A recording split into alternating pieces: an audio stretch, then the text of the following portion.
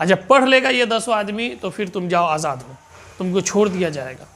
चाहते तो हमारे नबी सल्लल्लाहु अलैहि वसल्लम और तमाम सहाबा उतनी मुफलिस की ज़िंदगी गुजारे थे, खाने के लिए कुछ नहीं था, पहनने के लिए कपड़ा नहीं था, पैसा लेके सबसे छोड़ देते। तो उनके कुफारे मक्का बड़े बड़े सरदार सब पकड़े गए थे, बड़े बड़े दौलत वाला सब पकड़े गए थे, समझे।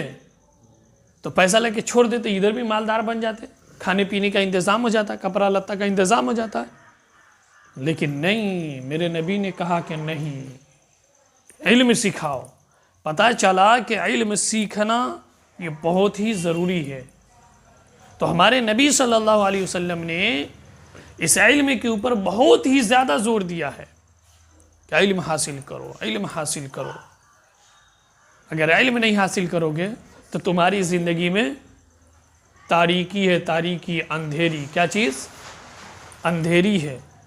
हदीस है, अल इल्मु नूरुन, इल्म क्या है? रोशनी है। इंसान को इल्म जो है ये रास्ता दिखाती है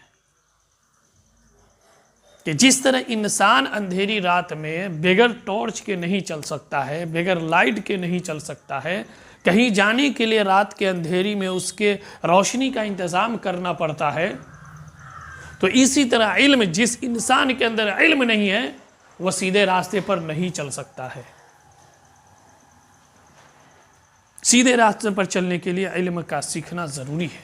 अगर आगे बढ़ना है, तरक्की करना है तो इल्म पढ़ना ज़रूरी है। आज हमारे कौम के अंदर पता है क्या है? हमारे कौम मतलब ये मुसलमानों के अंदर एक शादी हो 10 लाख, 15 लाख, 20 लाख, 5 लाख ऐसे उड़ाता है। किस चीज़ में? अरे किस चीज़ में? शादी के खर्च के में इतने पैसे उड़ाता है। लेकिन जब इल्म के मैदान में आता है, अरे बाप रे बाप, हमारा पास तो कुछ है ये नहीं है, कभी नहीं है, कुछ नहीं है, कुछ भी नहीं है। गरीब बन जाता है उस वक्त। क्या बन जाता है? गरीब। कोई चला गया उलमाए किराम मदरसे के लिए पैसा मांगने के लिए, बाप रे 10 रुपया लो, अब वही 2 दिन के बाद घर में शादी है तो देखो ना कितना उड़ा रहा है। तो मुसलमान वो कौम है कि जब शादी ब्याह के बाद बारी आती है तो एकदम लाखों रुपया खर्च, और जब पढ़ाने की बात आती है, बच्चों को पढ़ाने की बात आती है, पैसा नहीं है। साल के कितना पैसा देगा? 3000। कितना? साल के एक टीचर को कितना देना पड़ता है? वो भी 300 के महीना रोज से 3000 नहीं निकलता है साल का। कितना? 112 महीना का। बाप रे बाप, कहता कि पैसे नहीं है। अब पता ना शादी ब्याह में वो दे, पता ना कहाँ से पैसा आ जाता है। इसीलिए आज हर दौर में मुसलमान मार खा रहा है। हर दौर में मुसलमानों को जिल्लत और रुसवाई का सामना उठाना पड़ रहा है। ये इस वजह से उठाना पड़ रहा है कि इल्म उसके अंदर नहीं है, इल्म वहाँ पे नहीं है। समझ रहे? आप देखिए बड़े बड़े नेता सब यही को मुशायरा कराएगा, वो लौंडिया से ला के क्या कहते हैं मुशायरा करवाएगा, लाखों रुपया उड़ा रहा है एक रात के लिए। उसका पिंडाल देखोगे तो इतना शानदार बनाता है, समझ रहे?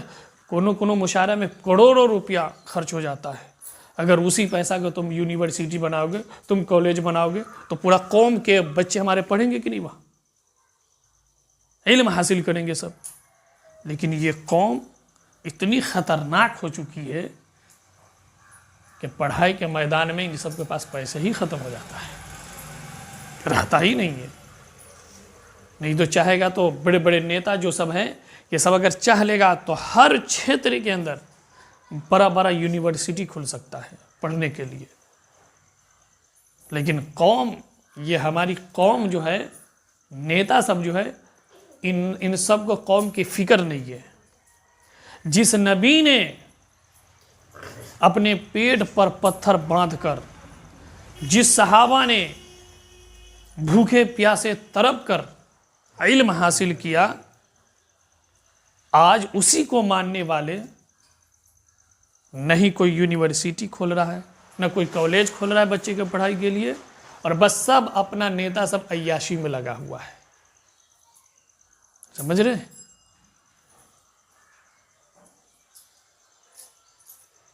तो जिस कौम के ऊपर अल्लाह ने जिम्मेदारी दे रखी है, जिस कौम के ऊपर हमारे नबी सल्लल्लाहु अलैहि वसल्लम ने जिम्मेदारी दे रखी है, आज वो कौम अपनी जिम्मेदारी से बिल्कुल अलग थलग हो रहा है।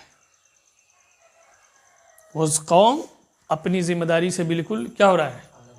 अलग हो रहा है। ये इस वजह से अलग हो रहा है कि कौम के अंदर, कौम के लिए उसकी कोई फिक्र नहीं है कि हमारे नबी सल्लल्लाहु अलैहि वसल्लम ने अपने कौम के लिए, अपनी उम्मत के लिए पत्थर भी खाए, गालियां भी सुनी, रास्ते में मेरे नबी सल्लल्लाहु अलैहि वसल्लम के लिए कांटे बिछाए जाते थे, गंदगी हमारे नबी सल्लल्लाहु अलैहि वसल्लम के सरों पर डाला जाता था। ये किस लिए? चाहते थे हम ऐशो इशरत में गुजरते, लेकिन नहीं, मेरे नबी सल्लल्लाहु अलैहि वसल्लम की कौम को फिक्र थी कि कौम किसी भी तरह अच्छे बन जाए, पढ़ लिख कर अच्छे बने, आगे चलकर अच्छे बने। लेकिन हमारी कौम के जो नेता सब है, जो बड़े बड़े पैसे वाले सब है, इस सब को कोई फिक्र नहीं है, सिर्फ अपना पॉकेट करवाने की फिक्र है। तो ऐसे लोगों को कल क़यामत के दिन अल्लाह के यहाँ क्या करना पड़ेगा? क्या करना पड़ेगा?